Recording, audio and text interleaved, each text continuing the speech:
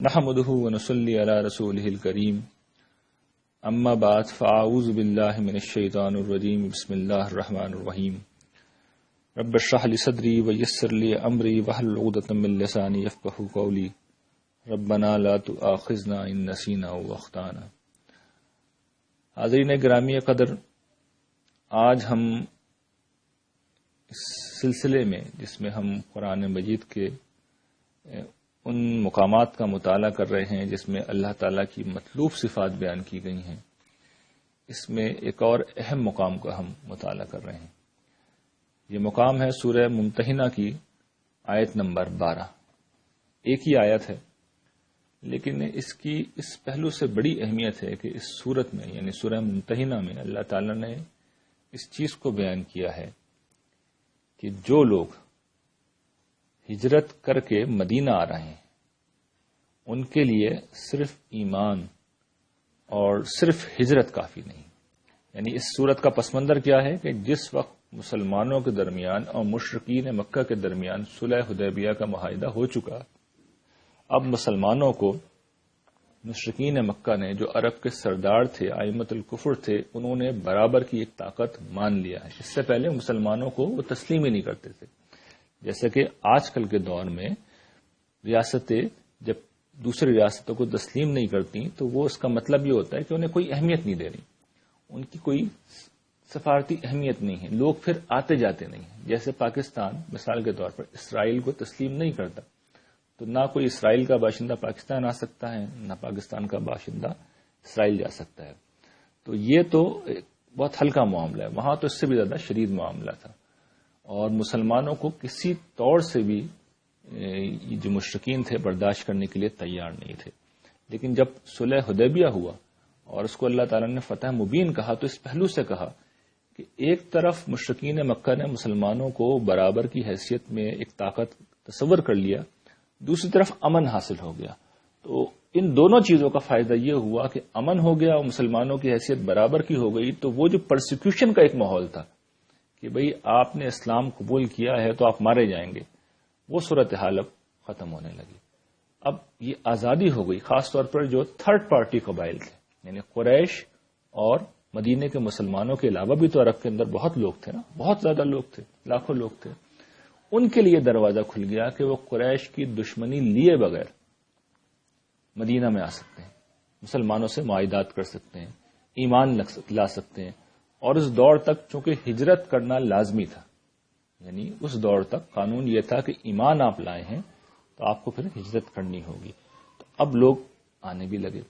اچھا، بعد میں گرچہ ہجرت کا حکم منسوخ بھی ہو گیا، لیکن بہرحال رسول اللہ صلی اللہ علیہ وسلم کے پاس لوگ آنا تو چاہتے تھے۔ یعنی رسول اللہ صلی اللہ علیہ وسلم کی جو حیثیت تھی، آپ کا مقام تھا، آپ کا مرتبہ تھا، ہر لوگ آتے تھے۔ اچھا، آ کے چلے بھی جائیں تو بہرحال اس دور میں رسول اللہ صلی اللہ علیہ وسلم کے پاس آ کے بیعت کرتے تھے لوگ۔ تو یہ ساری وجوہات تھیں، یہ ساری پس منظر تھی کہ لوگ آتے تھے رسول اللہ صلی اللہ علیہ وسلم کے پاس۔ اب آ رہے ہیں، ایمان لا کے آ رہے ہیں، ہجرت کر کے آ رہے ہیں، تو اللہ تعالیٰ نے پھر توجہ دلائی ہے، اور یہ توجہ دلائی ہے کہ یہ جو تم ایمان لا کر آ رہے ہو تو تمہارا صرف ایمان کافی نہیں، صرف ایمان کافی نہیں ہے، بلکہ تمہیں کچھ تقاضے نبھانے پڑیں گے۔ اس کی وجہ یہ تھی کہ دیکھیے، ایک تو ہوتا ہے نا کہ پرسیکیوشن کے دور میں جو لوگ ایمان لاتے ہیں، مشکل حالات میں جو لوگ ایمان لاتے ہیں، تو پھر وہ تو ہر چیز کو کرنے کے لیے تیار ہوتے ہیں، جو ہوگا وہ کریں گے، ٹھیک ہے نا۔ ایک یہ کہ تعلقات اب برابر کے ہو گئے، امن قائم ہو گیا، تو اب لوگوں کے مفادات بھی آ گئے۔ کسی کا عشق محبت کا معاملہ تھا، کوئی شخص کسی خاتون کے پیچھے آ گیا یا کوئی خاتون کسی شخص کے پیچھے آ گئی، لوگ رشتہ داریوں کی وجہ سے آنے لگے۔ اچھا، نئی جگہ تھی، سیر کا شوق، تفریح کا شوق بھی ممکن تھا ہو جائے۔ اچھا، پھر صورتحال جو کہ اب مسلمانوں کے حق میں ہونے لگی تھی تو کچھ معاشی مفادات بھی وابستہ ہونے لگے، تو ان ساری وجوہات کی بنا پر لوگ آنے لگے۔ اور یہ گویا کہ وہی صورتحال ہے جو آج کل میری اور آپ کی صورتحال ہے کہ ہم مسلمانوں کے گھر میں ہی پیدا ہوتے ہیں، اور مسلمان بن کے رہنا ہی ہمارے مفاد کے مطابق ہوتا ہے۔ یعنی ہم مسلمانوں کے گھر میں پیدا ہوئے ہیں تو اسی میں فائدہ ہوتا ہے کہ مسلمان ہی رہیں۔ تو اب اللہ تعالیٰ یہ بتا رہے ہیں کہ نہیں، اس طرح کا ایمان کافی نہیں ہے، بلکہ اب تم میرے رسول کے پاس آ رہے ہو جس کے ہاتھ پہ جب تم بیعت کرو گے تو تو پھر تمہیں کچھ تقاضے جو ہیں وہ نبھانے ہوں گے.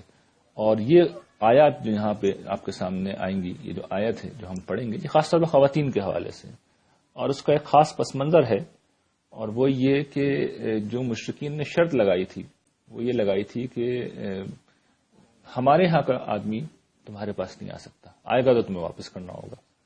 تو اس میں جو آدمی والی شرط تھی تو مسلمانوں نے کہا ٹھیک ہے، آدمی والی بات تو مان لی، عورتوں والی بات نہیں مانیں گے. اس لیے کہ ایک ہوتی ہے ادبی زبان، ادبی زبان میں تو آدمی عورت سب شامل ہوتے ہیں. ادبی زبان میں تو آپ مذکر کا صیغہ بول کے سب کو لا سکتے ہیں، ٹھیک ہے نا. قانونی زبان مختلف ہوتی ہے. قانونی زبان میں تو تصریحات ہونی چاہیے، یہ قانونی زبان کا فرق ہوتا ہے. قانونی زبان میں قرآن جب زنا کی سزا بیان کرتا ہے یا چوری کی سزا بیان کرتا ہے تو کہتا ہے مرد عورت جو بھی اس کو ہاتھ کاٹتا ہے. تو لیگل لینگویج مختلف ہوتی ہے.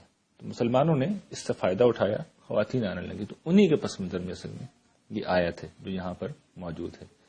اس پس منظر کو آپ نے سمجھ لیا تو اب دیکھیے اللہ تعالیٰ کیا کہہ رہے ہیں. ارشاد باری تعالیٰ ہے یا ایھا النبی اذا جاءک المؤمنات یبایعنک علی اللہ یشرکن باللہ شیئا. اے نبی، جب تمہارے پاس مومن عورتیں آئیں، اور کس لیے آئیں؟ بیعت کرنے کے لیے آئیں، تمہاری بیعت کرنے کے لیے آئیں. اور کس بات پہ بیعت کریں؟ اللہ یشرکن باللہ شیئا. ٹھیک ہے، اب یہ بیعت کا حصہ ہے. اب یہ کیا مطالبات ہے؟ بیعت کرنے آئیں گے تو پھر اللہ تعالیٰ کہہ رہے ہیں ان باتوں پہ بیعت ہوگی. تو یہ پہلا مطالبہ کیا ہے کہ اللہ کے ساتھ کسی کو شریک نہیں کریں گے. اللہ کے ساتھ کسی کو شریک نہیں کریں گے. شرک کے بارے میں آپ کو معلوم ہے، ہم نے بار بار اسے پڑھا ہے. بیشتر مقامات قرآن مجید کے جو ہم نے پڑھے ہیں آپ کو معلوم ہے کہ وہاں آغاز جب ہوتا ہے تو اسی سے ہوتا ہے، شرک سے. اور اس کی وجہ یہ کہ دین کا بنیادی مطالبہ ہے، اللہ تعالیٰ کی ہستی، اس کی توحید دین کا بنیادی اور مرکزی خیال ہے. تو ہم نے کم و بیش سارے نہیں تو بہت سے جو اس کے پہلو ہیں شرک کے وہ ہم نے پڑھ لیے ہیں. ایک اہم پہلو یا دو چار اہم پہلو رہ گئے ہیں، اور یہ غالباً آخری مقام ہے جہاں پر یہ عقیدہ زیر بحث آ رہا ہے. اب کم ہی مقام بچے ہیں، دو تین جنہیں ہمیں پڑھنا ہے. تو میں چاہ رہا ہوں کہ وہ پہلو جو اب رہ گئے ہیں وہ یہاں بیان کر دوں. دیکھیے، ایک پہلو یہ ہے جو قرآن مجید بیان کرتا ہے، ارأیت من اتخذ الہہ ہواہ. سورہ فرقان میں اللہ تعالیٰ کہتے ہیں تم نے بھلا اس شخص کو دیکھا ہے جس نے اپنی خواہش نفس کو اپنا معبود بنا رکھا ہے. یہ کیا چیز ہے؟ اپنی خواہش نفس کو معبود بنا لینا. شرک ہی ہے، یہ اپنی نوعیت کے اعتبار سے شرک ہے. یہ قانونی شرک نہیں ہے، قانونی طور پر اس کا اطلاق نہیں ہو سکتا. کوئی شخص اپنے آپ کو سجدہ نہیں کرتا، اپنی خواہشات کا بت بنا کر کوئی نہیں پوچھتا. لیکن کیا عملی طور پہ ہم یہ نہیں کرتے؟ جب انسان کی خواہش صحیح و غلط کا فیصلہ کرنے لگے، حق و باطل کا فیصلہ کرنے لگے، صحیح اور غیر صحیح کا فیصلہ کرنے لگے، تو پھر انسان گویا کہ اللہ کو چھوڑ کر اپنے نفس کی پوجا کرنے لگتا ہے. تو ہمیں اس چیز کا جائزہ لینا چاہیے بحیثیت مسلمان کہ ہم تو بہت زیادہ کہتے ہیں نا، خاص طور پر جو لوگ کچھ اس طرح اصلاح یافتہ ہو جاتے ہیں میری آپ کی طرح، کہ نہیں جی ہم تو قبروں پہ بھی نہیں جاتے، اور ہم تو جی اللہ کا شکر ہے کہ غیر اللہ کو پکارتے بھی نہیں ہیں. تو بھائی اپنی پرستش تو ہم میں سے ہر شخص کسی نہ کسی پہلو سے کر رہا ہوتا ہے. تو یہ دیکھنا چاہیے. اور اس کا معیار کیا ہے؟ قرآن نے اس کو کھول دیا ہے.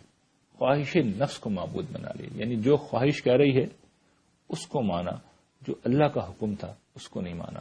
تو یہ کوئی قانونی مسئلہ نہیں بنے گا، اس کے اوپر شرک کا فتویٰ نہیں لگے گا، لیکن با اعتبار حقیقت یہ شرک ہے.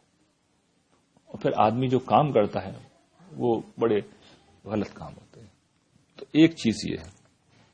دوسری چیز جو قرآن مجید بیان کرتا ہے، اتخذوا احبارهم ورهبانهم اربابا من دون اللہ، سورۃ توبہ میں، کہ ان لوگوں نے اپنے علماء کو اور اپنے درویشوں کو اللہ کو چھوڑ کر معبود بنا رکھا، اللہ کو چھوڑ کر رب بنا رکھا.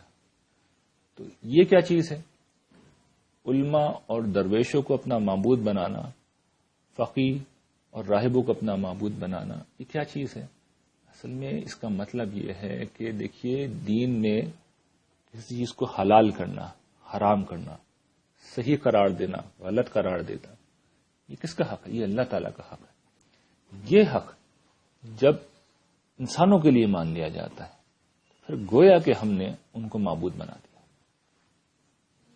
یعنی گویا کہ ہم نے ان کو معبود بنا دیا۔ اس بات سے کوئی تعلق نہیں ہے کہ ایک عام آدمی کسی عالم پر ٹرسٹ کر کر اس کی بات پر عمل کرتا ہے۔ جب وہ یہ کرتا ہے تو وہ عالم سے دلیل پوچھ لیتا ہے، اسے پوچھنی چاہیے کہ بھئی یہ اللہ تعالیٰ نے کہاں کہی ہے یہ بات جو آپ مجھ سے کہہ رہے ہیں کہ یہ دین کا حکم ہے، تو وہ بتا دیں گے۔ ہر شخص عالم تو نہیں ہو سکتا، لیکن عالم بتا دے گا اس عامی کو کہ یہ اللہ تعالیٰ کے اس حکم کی روشنی میں آپ یہ رائے دے رہا ہوں، تو اس میں کوئی مسئلہ نہیں ہے۔ لیکن اس کو ماخذ مان لینا، وہ جو کہے گا ہم نے مان لینا ہے، اس کی بات صحیح ہوگی، اور کوئی دوسرا شخص آ کے قرآن کی دلیل دے رہا ہے اور ہم کہیں گے نہیں جی ہم نے تو سننا ہی نہیں ہے، ہم نے تو یہاں سے بات سن لی سن لی، تو پھر یہ بھی ایک خطرناک صورت ہے۔ قرآن نے اس کو بھی شرک کے قائم مقام قرار دیا، تو اس پر بھی ہمیں متنبہ رہنا چاہیے۔ پھر ایک اور جو چیز بیان ہوتی ہے، قرآن مجید میں بھی بیان ہوتی ہے، حدیث میں بھی بکثرت آتی ہے، کہ جو توہمات ہوتے ہیں، یعنی مختلف قسم کے توہمات۔ روایت میں آتا ہے نا کہ ایک دفعہ قلمن صلح حدیبیہ کا یہ موقع تھا، بارش ہوئی فجر کے بعد، یہ رات کو بارش ہوئی، تو حضور نے فجر کے بعد کہا کہ اس بارش سے بہت سے لوگ کافر ہو گئے، بہت سے لوگ مسلمان، اور کافر وہ لوگ ہوئے جنہوں نے کہا کہ فلاں ستارے کی وجہ سے ہوئی۔ علم نجوم کے بارے میں بھی کہا گیا ہے کہ جو شخص اس کو ماخذ بنائے، تو یہ توہمات جو ہیں یہ ہمارے معاشرے میں بھی بہت ہے۔ بلی جو ہے وہ کالی بلی راستہ کاٹ لے تو آپ کو پتا ہے کہ لوگ جو ہے پھر آگے نہیں بڑھتے۔ اسی طریقے سے بہت سی چیزوں میں ہم کہتے ہیں کہ یہ نحوست ہے۔ تو یہ جو توہمات ہیں یہ بھی اصل میں شرک ہی کی نوعیت کی چیزیں ہیں۔ کیوں؟ اس لیے کہ ہم نے نفع و ضرر کا مالک اللہ کو چھوڑ کے ان لوگوں کو ان چیزوں کو تسلیم کر لیا۔ ایک تو نفع ضرر ہوتا ہے مادی طور پر بھی نظر آ رہا ہے، واضح ہے، ثابت شدہ ہے کہ اگر گدلا پانی پئیں گے، بدبودار پانی پئیں گے تو بیمار ہو جائیں گے، ٹھیک ہے نا، تو ضرر وہاں سے ہو گیا۔ ایک چیز صرف توہم پہ مبنی ہے، توہم پہ مبنی چیزوں کو نفع و ضرر کا مالک سمجھ لینا، یہ گویا کہ اللہ تعالیٰ کے ہاں شرک کے برابر ہی سمجھا جاتا ہے۔ اور پھر اس میں لوگ طرح طرح کی رسمیں ایجاد کر لیتے ہیں، کیونکہ جب اس طرح کے اوہام و خرافات پیدا ہوتے ہیں تو پھر اس طرح کی بلاؤں کو دفع کرنے کے لیے بھی ایک شریعت وجود میں آتی ہے۔ پھر مختلف قسم کے اعمال کیے جاتے ہیں، مختلف قسم کی چیزیں ہیں جن کو اختیار کرتے ہیں، تو ظاہر ہے کہ پھر ایک مستقل شریعت پیدا ہو جاتی ہے، تو بات پھر آگے بڑھتی ہے۔ تو مشرکین کے بہت سے اوہام تھے جو قرآن مجید نے سورہ انعام کے اندر بیان کیے، کبھی ہم پڑھیں گے سورہ انعام تو میں بیان کر دوں گا۔ تو یہ اوہام جو تھے خواتین میں بہت زیادہ تھے، اور خواتین میں ہوتے بھی ہیں، تو یہی وہ چیز ہے جس کو یہاں پر توجہ دلائی گئی ہے، اور یہ بتایا جا رہا ہے کہ بھئی یہ جو رویہ ہے یہ سب کا سب جو ہے وہ تمہیں چھوڑنا ہوگا۔ شرک میں یہ سب چیزیں شامل ہیں، شرک میں یہ سب چیزیں بھی شامل ہیں، یہ شرک کی اطلاقی پہلو ہیں، تو مجھے آپ کو بھی اپنا جائزہ اس پہلو سے لینا چاہیے۔ اگلا مطالبہ کیا ہے؟ ولا یسرقنا۔ اگلا مطالبہ کیا ہے؟ ولا یسرقنا، یعنی وہ چوری نہیں کریں گے۔ یعنی آپ دیکھیے کہ ہر جگہ قرآن مجید کا طریقہ یہ ہے کہ اللہ کے حقوق کے بعد بندوں کے حق کا ذکر کرتا ہے، نماز کے ساتھ زکوٰۃ کا ذکر کرتا ہے، اللہ کی عبادت کے ساتھ والدین کے ساتھ حسن سلوک کا ذکر کرتا ہے۔ تو یہاں اب منکرات زیر بحث ہیں، تو سب سے بڑا منکر شرک ہے۔ اس کے بعد جو سب سے بڑی برائی ہو سکتی ہے بندوں کے حوالے سے، ان میں سے ایک برائی، یعنی تین برائیاں ہوتی ہیں نا، جان مال آبرو کو نقصان پہنچانا، تو اس میں سے مال کو اٹھا لیا اللہ تعالیٰ نے اس مقام پہ کہ کسی کو مالی نقصان نہ پہنچاؤ۔ کس شکل میں؟ چوری نہیں کریں گے۔ چوری کیا ہوتی ہے؟ دیکھیے چوری اصل میں ہمارے ذہن میں یہ آتا ہے کہ چوری کا مطلب تو یہی ہے کہ کوئی باقاعدہ قسم کا ڈاکہ ڈالا جائے، کوئی شخص رات کے اندھیرے میں کودے اور اس کے بعد گھر کا سارا سامان سمیٹ کے لے جائے اور پھر پولیس کے اندر رپورٹ درج ہو۔ نہیں، چوری اصل میں ایک عام عادت ہے، چھوٹی موٹی سطح کے اوپر، یہ دفتروں کے اندر، یہ گھروں کے اندر بہت عام ہے۔ یعنی شاید میرا آپ کا تعلق جس طبقے سے معاشرے کے، ہمارے ہاں ہمارے گھروں میں شاید اس طرح مسئلہ نہ ہو، اس لیے مڈل کلاس لوگوں کو یہ بات محسوس نہیں ہوتی، لیکن جو سوسائٹی کی اکثریت ہے، لوور کلاس، اس میں اکثر یہ مسئلہ پایا جاتا ہے۔ اور آپ کے علم میں ہوگا کہ بالعموم گھروں میں جو لوگ کام کرنے آتے ہیں، ملازم ہیں، خانسامہ ہیں، ماسیاں ہیں، لوگ ہمیشہ تشویش میں رہتے ہیں ان کے متعلق، اور اکثر اس طرح کے واقعات ہم سنتے رہتے ہیں کہ وہ چوریاں کر لیتے ہیں ان کی تربیت میں یہ چیزیں شامل نہیں ہوتی. اور پھر ظاہر ہے کہ یہ چیزیں ایسی ہوتی ہیں جو بچپن سے سکھانے والی ہیں. اسی سے میں ہمیشہ توجہ دلاتا ہوں کہ دیکھیے ہمارے ہاں یہ جو مذہب کی بات ہے یہ عام طور پر مڈل کلاس طبقے تک محدود رہتی ہے، اور جو آپ کا لوور کلاس ہے اور اپر کلاس ہے اس تک دین کی اصل تعلیم نہیں پہنچ پاتی. دین نے اس کا کیا انتظام کیا ہے کہ جمعے میں اور عیدین میں پورے معاشرے کو بلایا ہے، سب کو بلایا، مردوں کو عورتوں کو سب کو بلایا ہے، لازمی ہے، اور وہاں پر اس کو موضوع بنانا چاہیے. لیکن آپ جانتے ہیں کہ ہمارے یہاں جمعے اور عیدین کے موضوعات کیا ہوتے ہیں. اول تو سب جاتے نہیں ہیں، خواتین کو تو ہم نے ویسے ہی فارغ کر رکھا ہے. جو مرد جاتے بھی ہیں اور اس میں بہت سے لوور کلاس کے لوگ ہوتے ہیں، یعنی وہ نمازوں کا اتنا اہتمام نہ کریں، جمعہ پڑھنے تو چلے جاتے ہیں، اور عید میں تو سبھی 100% لوگ موجود ہوتے ہیں. تو وہاں پہ موضوعات ہی کچھ اور ہوتے ہیں. آپ کو پتا ہے موضوعات کیا ہوتے ہیں، مجھے بیان کرنے کی ضرورت نہیں ہے، لیکن اگر ہم وہاں مسئلہ بنا لیں اور لوگوں کی تربیت کرنا شروع کر دیں تو ڈرامیٹک چینج آئے گا معاشرے کے اندر. لیکن ہم نہیں بناتے. جب نہیں بناتے تو دیکھیے پھر ہوتا کیا ہے کہ معاشرہ عدم تحفظ کا شکار ہوتا ہے. چوری کرتی کیا ہے؟ عدم تحفظ کا شکار کر دیتی ہے. یعنی ایک شخص نے محنت سے مال کمایا. مال کمانا کوئی آسان تو نہیں ہوتا. آدمی جان مارتا ہے، جان کھپاتا ہے، وقت لگاتا ہے، توانائیاں انسان اپنی بالکل نچوڑ کر رکھ دیتا ہے، پھر کہیں جا کے اس کے پاس پیسے آتے ہیں. وہ پیسے بھی اکثر لوگوں کے لیے تو ضروریات پوری کرنے کی چیز ہوتے ہیں، عیاشی کی چیز تو نہیں ہوتے. کسی نے اپنی بیٹی کے لیے جہیز جمع کیا ہوتا ہے، کسی نے اپنی بچوں کی تعلیم کے لیے کچھ پیسے رکھے ہوتے ہیں. اس کے بعد کوئی شخص وہ نکال کے لے جائے، کیا گزرے گی اس کے دل کے اوپر؟ تو کیسی اذیت، کیسی تکلیف ہوگی اسے. پھر یہ دیکھیے کہ یہ جو جرم ہے، چھوٹا موٹا سا جرم لگتا ہے چوری، وہ بہت بڑے بڑے جرائم کا پیش خیمہ ہوتا ہے. جتنے بھی بڑے کرمنلز آپ دیکھ لیجیے وہ اصل میں چھوٹی موٹی چوری چکاری سے اپنے کیریئر کا آغاز کرتے ہیں. یہ پہلا مرحلہ ہوتا ہے جرائم کا، یہ نقطہ آغاز ہوتا ہے. اس کے بعد انسان جو ہے ڈاکہ زنی، پھر اس کے بعد انسان قتل و غارت گری، پھر انسان جو ہے زنا بالجبر اور ریپ، ان جیسے بدترین جرائم کا مرتکب بھی ہوتا چلا جاتا ہے. تو دین نے یہ سمجھایا ہے، ماؤں کو سمجھایا ہے، خواتین ہیں ماؤں کو سمجھایا ہے کہ تم بھی نہ کرو اور اپنی تربیت کا حصہ بناؤ کہ بچے بھی نہ کریں. پھر یہ بھی سمجھ لیجیے کہ چوری صرف مالی چوری نہیں ہوتی، اور بھی بہت سے پہلوؤں سے ہوتی ہے. یعنی ہم تو جس چیز کا تجربہ ہے وہی بتا سکتے ہیں معاشرے میں کہ یہ جو کتابیں جیسے ہماری یہاں شائع ہوتی ہیں، اس کے جعلی ایڈیشن لوگ اطمینان کے ساتھ چھاپتے چلے جاتے ہیں. بلکہ اس پہ ایک بڑا دلچسپ واقعہ ہے، یعنی لوگوں کی حساسیت کا کیا عالم ہے، میں آپ کو صرف توجہ دلانے کے لیے بیان کر رہا ہوں. ایک بڑے عالم دین کے جن کا میں مدعا بھی ہوں، ان کے رشتے دار، ان کی اولاد و احفاد میں سے کوئی صاحب میرے پاس تشریف لائے، اور میں لوگوں سے بالعموم نہیں ملتا، لیکن وہ ظاہر ہے کہ اتنے بڑے پس منظر کے تھے. میں خاص طور پر ملنے کے لیے گیا، انہیں ساتھ لیا، ڈنر پہ انہیں میں لے کے گیا. ہندوستان سے ان کا تعلق تھا. انہوں نے یہ کہا کہ جی وہ باتوں باتوں میں کہ آپ کی کتاب، پہلے بھی مجھ سے رابطے میں تھے، میری کتابیں انہوں نے پہلے بھی شائع کی تھیں، کہ آپ جی میں چاہتا ہوں مجھے اجازت دے دیں. اس پہ انہوں نے ایک بڑا دلچسپ جملہ کہا کہ آپ اجازت دے دیں تو اچھی بات ہے، اجازت نہیں دیں گے تو کتاب تو میں شائع کروں گا، اور پہلے ہی کر چکا ہوں. دے دیں تو ذرا دل مطمئن ہو جائے گا. یعنی انہوں نے کہا اجازت دیں نہ دیں کوئی فرق نہیں پڑتا، دے دیں اجازت تو اچھی بات ہے، اور نہیں دیں گے تو میں شائع کر دوں گا. تو یہ کیا ہے، یہ کیا چیز ہے؟ یعنی کوئی معمولی سا احساس نہیں، اور یہ مذہبی آدمی. یعنی میں اب اگر تفصیل بتانا شروع کر دوں آپ لوگ کانوں کو ہاتھ پکڑ لیں گے کیا پس منظر تھا.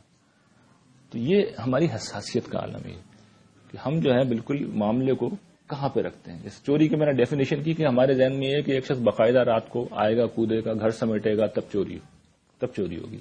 اخلاقی جرم تو بہت چھوٹی موٹی ہیرا پھیری پہ بھی ہو جاتا ہے. 10 روپے بھی اٹھا لیے اس کے اوپر بھی چوری ہوگی. اللہ کے یہاں تو اس کے اوپر بھی پکڑ ہو گئی. ہاتھ کاٹنے کی جو سزا ہے وہ تو انتہائی سزا ہے. لیکن جو جرم ہے، جو اخلاقی جرم ہے، اصل میں تو اخلاقی جرم ہے، یہ تو کسی کے مال کے اوپر تعدی ہے، یہ تو بہت چھوٹی چیز کے اوپر بھی ہو جائے گا. تو ظاہر ہے کہ باقی معاملات میں بھی ہو جائے گا. تو یہ چیز اس کا ہمیں خیال رکھنا چاہیے. اچھا، اگلا حکم ولا یزنینا، زنا نہیں کریں گے.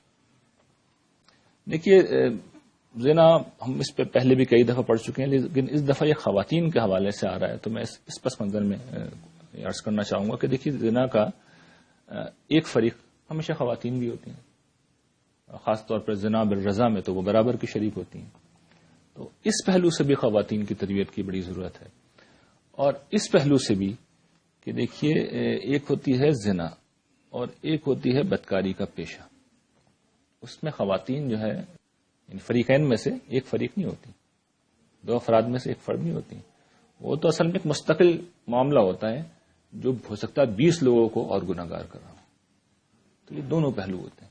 اچھا، اتنا ایکسٹریم معاملہ نہ بھی ہو تب بھی اللہ تعالیٰ نے مرد اور عورت کو جس طرح سے بنایا ہے تو خواتین کے اندر ایک غیر معمولی صنفی کشش ہوتی ہے مردوں کے لیے، اور اس کے نتیجے میں آپ دیکھ لیجیے کہ اریانی مردوں کی ہے، عورتوں کی دونوں ہی بری سمجھی جاتی ہے. لیکن مردوں کی نیم اریانی اصل میں کبھی بھی مسئلہ نہیں رہی معاشروں کے اندر. مردوں کی نیم اریا ہونا، مرد کبڈی کھیلتے ہیں، مرد بی ریسلنگ کھیلتے ہیں، وہ اس طرح کے سارے سوئمنگ کر رہے ہوتے ہیں، سارے معاملات ہمیشہ سے کرتے آئے، کچھ بھی نہیں ہوتا اس سے. لیکن دنیا بھر میں فلموں کو چلانے کے لیے، پروڈکٹس کو بیچنے کے لیے خواتین کو لایا بھی جاتا ہے، انہیں نیم اریاں بھی کیا جاتا ہے. تو وہ بالواسطہ طور پہ اصل میں اس کا ذریعہ بن رہی ہوتی ہے. یہ پہلو بھی، اور اسی وجہ سے آپ دیکھیے قرآن مجید نے جب احکام دیے ہیں، سد ذریعہ کی نوعیت کے احکام دیے ہیں. ایک تو زنا سے منع کیا ہے، ایک زنا سے روکنے کے لیے لوگوں کو سد ذریعہ کے جو احکام دیے ہیں، تو اس میں دو حکم تو دونوں کو دیں، مرد عورت دونوں کو. نظروں کو کی حفاظت کرو اور اپنے اریانی، اپنی شرم کی جگہ چھپا کے رکھو. تو اریانی والی بات تو دونوں سے کہیے، دور رہو. خواتین کو دو اضافی چیزیں کہیں، ایک یہ ہے کہ اپنا سینہ اس کو بھی ڈھانک کے رکھو، اور دوسرا یہ ہے کہ اپنی جو زینت ہے اس کو چھپا کے رکھو. الا ما ظہر منا، سوائے اس کے کہ جو ظاہر ہو رہی ہو، مطلب کہ جو چہرہ ہے، چہرہ اگر کھلا ہوا ہے اور چہرے کے اوپر کوئی زینت ہے تو ٹھیک ہے، قرآن کہتا ہے کہ یہ ظاہر ہو سکتی ہے. لیکن ادروائز جو باقی جسم ہے پورا وہ کورڈ ہونا چاہیے، اس کی ساری زینتیں چھپی ہوئی ہونی چاہیے، نمائش نہ ہو، کوئی زبائش نہ ہو، اس لیے کہ خواتین میں اٹریکشن اس سے پیدا ہوتی ہے، اور جسمانی طور پر ان کا سینہ خود چونکہ باعث اٹریکشن ہے، تو اس کو کہا ہے کہ اہتمام کے ساتھ اسے ڈھانک کے رکھو. تو یہ اضافی احکام بھی دیے خواتین کو. اس کی مطلب یہ ہے کہ ان کی ذمہ داری زیادہ ہے اس معاملے میں، ان کی ذمہ داری زیادہ ہے، ان کے اندر حیا بھی زیادہ ہوتی ہے. تو اللہ تعالی نے یہ توجہ ہمیشہ دلائی ہے. تو یہاں پر بھی اس وجہ سے خاص طور پر اس کا ذکر کیا ہے، ان سارے پہلوؤں کی وجہ سے. زنا کے یہ خاص پہلو تھے جو ابھی تک زیر بحث نہیں آئے تھے، میں نے کہا یہاں پھر ان کو بھی زیر بحث لیا ہے. اگلی جو چیز ہے ولا یقتلن اولادہن، یہ کہ اپنی اولاد کو قتل نہیں کریں گے. ٹھیک، اپنی اولاد کو قتل نہیں کریں گے. اس پہ بھی ہم بار بار بات کر چکے ہیں. 3 اسباب غالباً ہم نے پڑھے تھے. ایک آر ہے، بے غیرتی کی علامت ہے، بیٹی ہو گئی گھر کے اندر، کسی کو دینا پڑے گا، کوئی اس کے ساتھ تعلق قائم کرے گا، سر جھکے گا، ہماری گردن جھک جائے گی. یہ ایک تصور، غیرت کا تصور. تو باعث آر، باعث شرم، اور لوگ چھپتے پھرتے تھے، منہ چھپاتے پھرتے تھے کہ بیٹی ہو گئی. قرآن نے نقشہ کھینچا، غالباً سورہ نحل کے اندر نقشہ کھینچا کہ اس کو زمین میں گاڑ دوں، اس کو مٹی میں دبا دوں، کیا کروں. اس کا چہرہ سیاہ پڑ جاتا تھا جب اسے خوشخبری سنائی جاتی تھی. پھر مفلسی، اس سے بھی ہم پڑھ چکے ہیں، اپنی اولاد کو اس اندیشے سے قتل نہ کرو کہ انہیں کیا کھلاؤ گے، کیا پلاؤ گے، مفلسی کے اندیشے سے. تو قرآن یہ کہتا ہے ہم تمہیں بھی کھلاتے ہیں، ان کو بھی کھلائیں گے. بیٹیاں چونکہ کمانے والی بھی نہیں ہوتی تھیں، تحفظ بھی نہیں دیتی تھیں، تو ویسے بھی بیکار ہی تھیں، خاص طور پر عرب کی اس معاشرت کے اندر. اور آج بھی تک بھی یہی صورتحال، کوئی بہت زیادہ نہیں بدلی. تو لوگ اسے ننگ سمجھتے تھے، باعث ننگ سمجھتے تھے، اور بوجھ بھی سمجھتے تھے. مفلسی کی وجہ سے وہ بوجھ بھی تھی، اور بہت سے توہمات بھی تھے. تو قرآن مجید نے ان تینوں پہلوؤں سے مختلف مقامات پر رسول اللہ صلی اللہ علیہ وسلم نے اپنی احادیث میں سمجھایا ہے، اور یہ بتایا ہے کہ بیٹیاں تو جو ہوتی ہیں وہ جنت میں داخلے کا سبب ہے. 2 بیٹیوں، 3 بیٹیوں کے اوپر ہی خوشخبری دی گئی ہے کہ جس کی 3 بیٹیاں ہوں اس نے اپنے لیے جنت کا سامان کر لیا. 2 بیٹیوں کے بارے میں بھی یہی خوشخبری ہے. تو یہ قرآن مجید نے اس کو واضح کیا، اور یہ بھی بتایا کہ دیکھو انسان کا قتل، ایک انسان کا قتل پوری انسانیت کا قتل ہے. وَإِذَا الْمَوْءُودَةُ سُئِلَتْ بِأَيِّ ذَنبٍ قُتِلَتْ، قرآن نے جو نقشہ کھینچا ہے کہ جب زندہ گاڑی ہوئی بچی سے پوچھا جائے گا تو یہ کس جرم میں قتل کیا گیا. یعنی اللہ تعالیٰ کا غضب کا اظہار ہے کہ جس نے اس بچی سے پوچھا جائے گا، اس کو بھی اٹھایا جائے گا، چھوٹی سی بچی کو، کہ تجھے کس وجہ سے مارا گیا تھا، کوئی وجہ ہی نہیں تھی. تو آپ سمجھیے اللہ کے غضب کا عالم یہ ہوگا، اور جس شخص نے گاڑا ہوگا، مارا ہوگا، زندہ دبایا ہوگا، اس کا کیا حشر ہوگا. تو نوٹ کر لیے یہاں پر قابل توجہ بات کہ دل یہ کہتا ہے نا، ذہن یہ کہتا ہے کہ ماں شاید رو رہی ہوگی اس موقع کے اوپر. یہ آیت ہی بتا رہی ہے کہ مائیں شریک ہوتی تھی. ولا یقتلن اولادہن، مائیں بھی شریک تھی، مائیں بھی شریک تھی. یعنی مجموعی تصور سوسائٹی کا یہی تھا. اس لیے قرآن مجید نے خواتین کو روکا. مائیں اگر اڑ جاتی تو یہ صورتحال پیدا نہیں ہوتی. یہ قرآن مجید نے خاص طور پر اس کو پوائنٹ آؤٹ کیا ہے. اگلی بات، ولا یاتین ببہتان یفترینہ بین ایدیہن وارجلہن. اگلی چیز کیا ہے کہ اپنے ہاتھ اور پاؤں کے درمیان کوئی بہتان نہیں تراشیں گے. یہ کیا چیز ہے؟ بہتان تو سب سمجھتے ہیں، جھوٹ، افترا، کذب، کسی کے اوپر الزام لگانا. بین ایدیہن وارجلہن، اپنے ہاتھ پاؤں کے درمیان. یہ بڑی خوبصورت ادبی تعبیر ہے، کنایا ہے، اور اس کا مطلب یہ ہے کہ چونکہ جنسی اعضاء ہاتھ اور پاؤں کے بیچ میں ہوتے ہیں، جنسی معاملات میں کوئی بہتان نہیں لگائیں گے. یہ تعبیر اختیار کرنے کی وجوہات ہیں. دیکھیے، ایک وجہ تو یہ ہے کہ یہ بڑا شائستہ طریقہ ہے. ایک تو یہ ہوتا ہے نا کہ آپ عمومی طور پہ خطاب کر رہے ہیں، مرد بھی موجود ہیں، خواتین بھی ہیں، یا براہ راست کوئی مخاطب ہی نہیں، جیسے قرآن مجید ہے عمومی طور پر پڑھا جاتا ہے، تو کسی خاص شخص کو مخاطب کر کے گفتگو نہیں ہو رہی. اس میں تو بعض اوقات آپ بہت بات کھلے ہوئے انداز میں کہہ دیتے ہیں تو کوئی محسوس نہیں کرتا. یہ موقع کیا ہے؟ رسول اللہ صلی اللہ علیہ وسلم کے پاس خواتین آ رہی ہیں، عورتیں آ رہی ہیں، آپ کے پاس بیعت کرنے آ رہی ہیں. وہ 1 to 1 بھی بیٹھیں گے، وہ ہو سکتا ہے گروپ کی شکل میں بھی آئیں، اور وہ مخاطب ہوں گے براہ راست. حضور ان سے گفتگو کر رہے ہوں گے.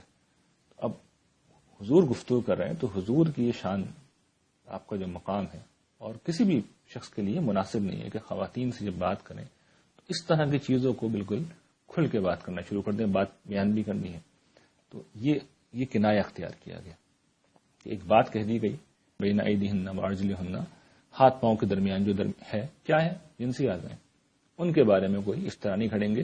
اس کا دوسرا فائدہ کیا ہے کہ اشارہ زنا کی طرف ہے.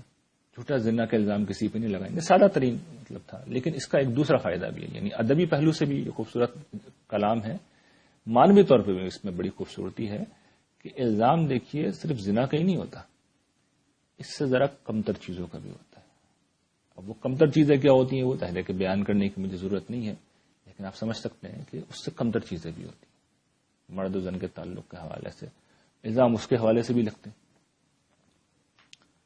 تو یہ نہیں ہے کہ آپ زنا کا ہی الزام لگائیں اور باقی اب کھلی چھٹی نہیں. اب زنا کا الزام لگائیں یا اس سے کمتر چیز کا الزام لگا دیں کسی مرد اور عورت کے اوپر، دونوں کی اخلاقی حیثیت تباہ ہو جائے گی.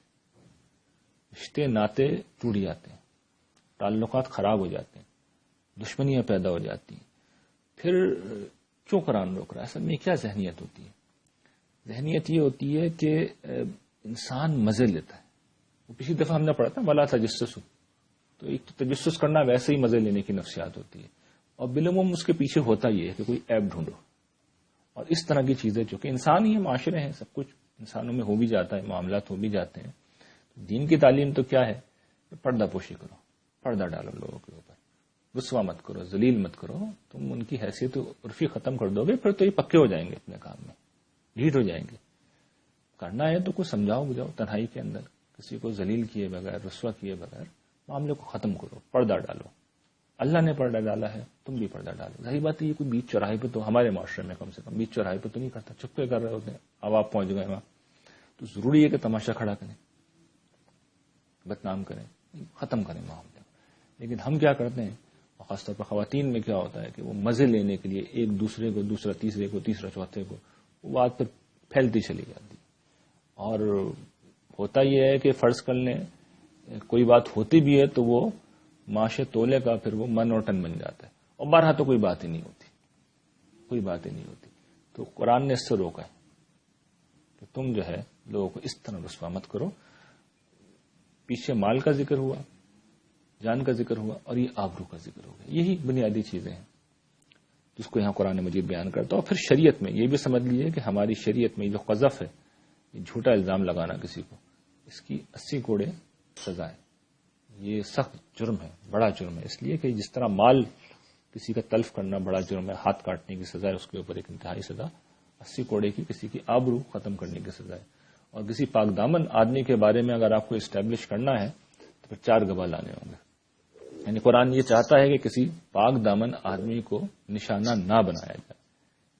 پاک دامن آدمی کے لیے میں بات کروں، پاک دامن آدمی کی، اس کے اوپر اگر یہ الزام لگانا ہے تو پھر آپ کو 4 لوگوں کو پیش کرنا ہوگا گواہ کے طور پر. جو اگلا حکم ہے وہ یہ کہ ولا یاسین کا فی معروف، کہ کسی نیک کام میں تمہاری نافرمانی نہیں کریں گی. تو دیکھیے، نیک کام میں رسول اللہ صلی اللہ علیہ وسلم کی نافرمانی نہ کریں گی تو اس کا مطلب کیا یہ ہے کہ رسول اللہ صلی اللہ علیہ وسلم معاذ اللہ کسی برائی کا حکم دے سکتے ہیں؟ نہیں، یہ نہیں کہہ رہا ہے اللہ تعالیٰ، یہ نہیں کہہ رہا ہے. یہاں پہ قرآن کا کمال ہوتا ہے، بظاہر بات سمجھنے میں کچھ اور ہو رہی ہوتی ہے، اصل بات بہت کمال کی ہوتی ہے. دیکھیے، اوپر جو بیان ہوا ہے سارے منکرات بیان ہو رہے تھے، تو اس کے بعد معروفات کی بھی ایک فہرست گنوانی پڑتی. تو قرآن نے کیا کیا کہ جو مسئلے تھے معاشرے کے اندر ان کو نمایاں مسئلوں کو لے کر بیان کر دیا. اس کے بعد کہا کہ جتنی نیکیاں ہیں سب میں جو بھی آپ نے کہا ہے، حضور نے جو بھی کہا ہے اس کو ماننا ہے تمہیں. یعنی گویا کہ جتنے بھی معروفات تھے اس کو ایک لفظ کے اندر معروف کہہ کے بیان کر دیا. پیچھے جو گزرے ہیں سارے وہ کیا ہیں؟ منکر ہیں، برائیاں ہیں. تو یہ بڑا خوبصورت گویا کہ سم اپ کیا قرآن نے، خلاصہ کیا اس کو، بات کو مختصر کیا ہے. دوسرا اس کا پہلو کیا ہے وہ بھی قابل توجہ ہے کہ اس پہ بھی میں نے روشنی ڈالی تھی، ایک مضمون لکھ کے اطیع اللہ و اطیع الرسول. تو میں نے توجہ دلائی تھی کہ رسول اللہ صلی اللہ علیہ وسلم کی بات تو ماننی، یہ اطیع اللہ کیوں کہا جا رہا ہے؟ مطلب یہ ہے کہ جن معاملات کا تعلق اللہ تعالیٰ سے ہے، جن کا حکم اللہ نے دیا، اور اللہ تعالیٰ ہمیشہ دین میں گفتگو کرتے ہیں، وہ یہ نہیں بتاتے کہ کپڑے کس رنگ کے پہلو اور کھانے میں کیا کھاؤ. تو اس حوالے سے رسول اللہ صلی اللہ علیہ وسلم جو حکم دیں اس کو ماننا ہے. تو یہاں پہ بھی ایک تو ہوتا ہے نا معروف، ایک ہوتا ہے منکر، ایک بیچ میں ہوتا ہے مباحات. تو منکر بیان ہو گیا، ان سے روکا ہے، معروف کا ذکر آ گیا، بیچ میں رہ گیا مباحات. تو مطلب یہ کہ یہ حکم جو ہے اطاعت کا، رسول اللہ صلی اللہ علیہ وسلم کی اطاعت کا حکم، وہ معروفات میں ہے. جو مباحات ہیں، جو مباح ہیں چیزیں، وہ آپ کی اپنی چوائس، آپ جو چاہیں کریں. رسول اللہ صلی اللہ علیہ وسلم اس بارے میں اگر تلقین کرتے بھی ہیں تو وہ نبی کی حیثیت میں تلقین نہیں کرتے. بعض ہمیں واقعات ملتے ہیں جب آپ نے کسی بات کی طرف توجہ دلائی ہے، لوگ پوچھ بھی لیتے تھے یہ آپ کا حکم ہے یا اللہ کا حکم ہے. تو یہ یہاں پہ دوسرا پہلو ہے جس کی طرف توجہ دلائی جا رہی ہے کہ معاملہ صرف اتنا ہی نہیں ہے بلکہ مباحات کے دائرے میں آپ آزاد ہیں. اس کے بعد جو اب بیان کیا جا رہا ہے کہ یہ سب کچھ ہو جائے، جب یہ کر لیں تو پھر اللہ تعالیٰ یہ کہتے ہیں فبائہن، بس ان کی بیعت لے لو. اور پھر اگلی چیز کیا ہے وہ بڑی اہم ہے، وَاسْتَغْفِرْ لَهُنَّ اللَّهُ، اور پھر اللہ سے ان کے لیے معافی مانگو، اللہ سے ان کے لیے معافی مانگو. ان اللہ غفور الرحیم، اللہ تعالیٰ بہت معاف کرنے والے، بہت رحم کرنے والے ہیں. یعنی رسول اللہ صلی اللہ علیہ وسلم کی بیعت کب کر سکتے ہیں؟ یعنی وہ تو بیعت کرنے آ گئے، لیکن رسول اللہ صلی اللہ علیہ وسلم کب بیعت کریں گے، بیعت لیں گے کب، یعنی شرف قبولیت کب بخشیں گے؟ جب ان سب چیزوں کا عزم کریں. یہ ہے وہ جس کی طرف میں نے شروع میں توجہ دلائی تھی کہ دیکھیے، میں اور آپ اگر آج مسلمانوں کے گھرانوں میں پیدا ہو گئے تو یہ کافی نہیں ہے رسول اللہ صلی اللہ علیہ وسلم کی امتی بننے کے لیے، کافی نہیں ہے. رسول اللہ صلی اللہ علیہ وسلم نہیں پہچانیں گے ہمیں اس طرح. ہمیں اگر رسول اللہ صلی اللہ علیہ وسلم سے بیعت کرنی ہے اور اللہ تعالیٰ موقع دے ہم وہاں جا کر بیعت کریں باقاعدہ، طریقہ کیا ہے اس کا؟ اس دنیا میں جو کچھ یہاں پہ یہ احکام دیے گئے ہیں، یہ عزم کریں کہ یہ نہیں کریں گے، نہیں کریں گے ان میں سے کوئی کام. نہ صرف یہ بلکہ جو مطالبات ہیں رسول اللہ صلی اللہ علیہ وسلم کے، جو بھی احکام ہیں، یہ عزم کریں کہ آپ کی بات مانیں گے. غلطیاں پھر بھی ہو جائیں گی، میں اس کی بات نہیں کر رہا، غلطیاں پھر بھی ہوں گی. عزم یہی ہونا چاہیے، اصولی فیصلہ یہی ہونا چاہیے، تب کہیں جا کے شرف قبولیت ملے گی. پھر رسول اللہ صلی اللہ علیہ وسلم اون کریں گے اور پھر قیامت کے دن معافی مانگیں گے ہماری طرف سے. اس کو شفاعت کہتے ہیں. یعنی رسول اللہ صلی اللہ علیہ وسلم آگے بڑھ کے بات کب کریں گے ہماری طرف سے؟ کیا مسلمانوں کے گھروں میں پیدا ہونے کی وجہ سے بات کریں گے؟ نہیں. یعنی وہ تو رحمت للعالمین ہے، سب کے لیے کریں گے تو ہم بھی اس میں آ ہی جائیں گے. لیکن ہم مستحق کب ہوں گے؟ اللہ تعالیٰ اجازت کب دیں گے؟ جب ہم اپنے عمل کے ساتھ پیچھے کھڑے ہوئے ہوں گے. یعنی عزم ہے، ارادہ ہے، کوتاہیاں ہو گئی، غلطیاں ہو گئی، انسان ہے، تب ہماری معافی، تب رسول اللہ صلی اللہ علیہ وسلم کی معافی تب کام آئے گی، تب اللہ تعالیٰ غفور الرحیم تب ہوں گے۔ شفاعت یوں نہیں ہے، یک طرفہ معاملہ نہیں ہے کہ کسی نے بھی بات کہہ دی اور اللہ تعالیٰ پابند ہے قبول کرنے کے۔ یہاں تو کوئی زبان سے الفاظ نہیں نکال سکے گا اس روز، اللہ تعالیٰ اجازت دیں گے، پھر لوگ کلام کریں گے۔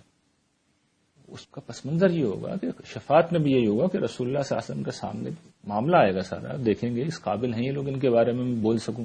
شفاعت کیا ہے؟ اصل میں شہادت ہے کہ جو میں تعلیم لایا تھا اس کے مطابق دیکھیے فلاں فلاں عمل ان کی میری تعلیم کے مطابق ہے، تو حضور کہیں گے جو میرے مطابق اس کی تو میں گواہی دے رہا ہوں انہوں نے کیا ہے، اب یہ گناہ گار ہیں آپ ہی جانے، میں نے تو گواہی دے دی کہ یہ سارے کام انہوں نے میری مرضی کے مطابق کیے۔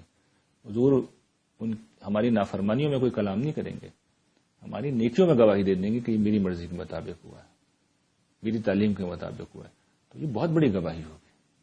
اس کا مطلب یہ ہے کہ اب گناہوں میں بھی اللہ تعالیٰ پھر درگزر سے ہی کام لیں گے، اس کی پرسش نہیں کریں گے، لیکن یہ نہیں ہوگا کہ میرا آدمی اس کو چھوڑ دیجیے، کوئی بھی ہو، نبی ہو رسول ہو، یہ کسی کا حق نہیں ہے، اللہ تعالیٰ کے ہاتھ میں فیصلہ، طاقت اختیار اقتدار بادشاہی اسی کی ہے، اور کوئی اجازت کسی کو نہیں ملے گی اللہ تعالیٰ کی مرضی کے بغیر۔ یہ تصور ہی غلط ہے کہ ہم دنیا بھر کے گناہ کرنے، نافرمانی کرنے، پلٹ کے نہیں پوچھیں ساری زندگی رسول اللہ صلی اللہ علیہ وسلم کو، آپ کی تعلیم کو، اور آپ پابند ہیں کہ ہم چونکہ پیدا ہو گئے ہیں، بھئی اللہ تعالیٰ نے کیا، اس میں ہمارا کیا کمال ہے، یہاں پیدا ہوئے اور ہمیں معافی مل جائے گی، یہ بالکل غلط تصور ہے۔ یہ قرآن نے اس کو واضح کر دیا۔ حضور کی استغفار کب نصیب ہوگی؟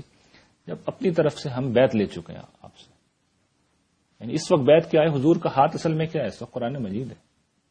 حضور کا ہاتھ اگر کوئی موجود ہے قرآن مجید ہے، اس کے اوپر ہاتھ رکھ کے کہیں کہ جو اس کے اندر ہے یا رسول اللہ وہ کروں گا، جو اس میں ہے اس پہ عمل کروں۔ یہ عزم اگر ہے، یہ ارادہ ہے، پھر اطمینان رکھیے، قیامت کے دن معاملہ ٹھیک ہوگا۔ تو یہ اللہ تعالیٰ نے ہمیں اس مقام کے اوپر سمجھایا ہے، اور اس پہلو سے بڑا قیمتی مقام ہے کہ اس کے اندر بہت ساری اہم چیزیں زیر بحث آ گئی۔ وآخر دعوانا الحمد للہ رب العالمین۔